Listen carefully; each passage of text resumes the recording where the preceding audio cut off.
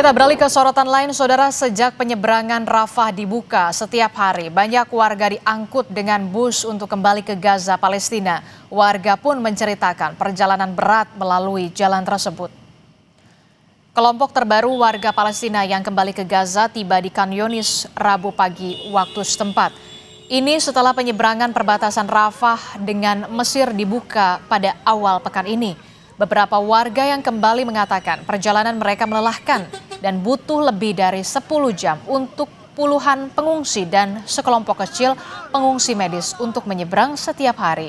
Terlebih saat melewati pos-pos pengecekan Israel. Pembukaan perbatasan Mesir dan Gaza kerap kali ditunda.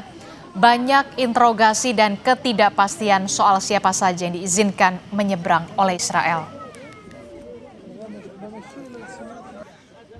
واحد هو واحد يتهجم ما حدش يتهجم بكفي عذاب بكفي اوجاع سنتين واحنا في العذاب في الاوجاع في المستشفيات. احنا عانينا في طريقنا الي 3 ايام، انا يومين في المعبر، بتت ليله في المعبر وطلعوني اليوم الظهر وقلنا من الظهر لهلا لل 11. صارت شويه معوقات، كانوا ماخذين واحد وتاخر علينا. Evakuasi pasien melalui Rafah yang berbatasan dengan Mesir dilanjutkan kemarin di bawah pengawasan tim Organisasi Kesehatan Dunia.